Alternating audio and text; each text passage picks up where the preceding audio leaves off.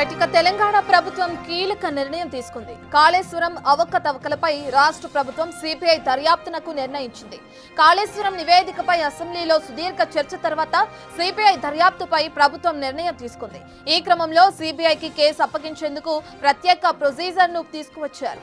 2022లో CBI రాకపై అప్పటి BRS ప్రభుత్వం విధించిన నిషేధ ఉత్తర్వులను ప్రభుత్వం ఉపసంహరించుకుంది.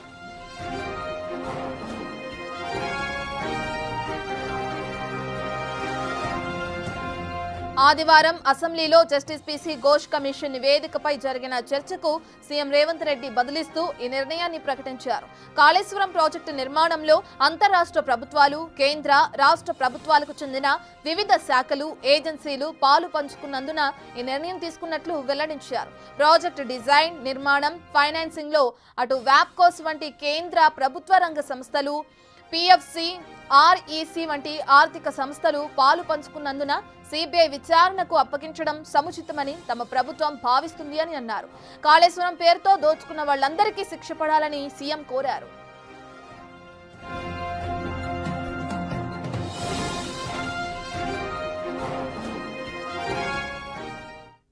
ఈ ప్రాజెక్టులో అంతర్రాష్ట్ర అంశాలు, కేంద్ర రాష్ట్ర ప్రభుత్వాలకు చెందిన వివిధ శాఖలు, ఏజెన్సీలు పాలు పంచుకున్నాయి. ప్రాజెక్టు డిజైన్, నిర్మాణం, ఫైనాన్సింగ్లో వ్యాప్కోస్ వంటి కేంద్ర ప్రభుత్వ రంగ సంస్థలు, పిఎఫ్సి, ఆర్ఈసి వంటి ఆర్థిక సంస్థలు పాలు పంచుకున్నందున ఈ కేసును సెంట్రల్ బ్యూరో ఆఫ్ ఇన్వెస్టిగేషన్కి అప్పగించడం సముచితము. అందుకే ఈ కేసు దర్యాప్తును సెంట్రల్ బ్యూరో ఆఫ్ ఇన్వెస్టిగేషన్కు అప్పగించడానికి సభ నిర్ణయం తీసుకుంటున్నది తమ అనుమతితో. అధ్యక్ష, ఎన్నో రకాల అంశాలు, విచారణ అర్హమైన విషయాలు ఇందులో ఉండడం వల్ల సిబిఐ ఎంక్వైరీకి మా ప్రభుత్వం ఆదేశాలు జారీ చేయనైనది. ఈ సభ దీన్ని ఏకగ్రీవంగా ఆమోదించి సిబిఐ ఎంక్వైరీలో ఊరు, పేరు, అంచనాలు మార్చి దోచుకున్న వాళ్ళందరినీ శిక్షించడానికి అవసరమైన నిజాయితీతో కూడుకున్న విచారణ జరగాలని ఆశిస్తూ ఈ ప్రాజెక్ట్.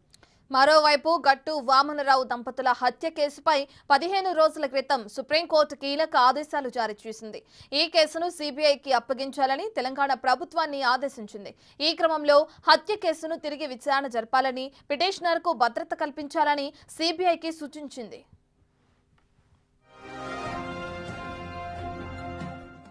హైకోర్టు లాయర్లైన వామన్రావు, ఆయన సతీమణి నాగమణి దంపతులను పెద్దపల్లి జిల్లా మంతనిలో 2021 ఫిబ్రవరి 17వ తేదీన రోడ్డుపైనే కొందరు దారుణంగా హతమార్చారు. ఈ జంట హత్య తెలుగు రాష్ట్రాల్లో తీవ్ర కలకలం రేపింది.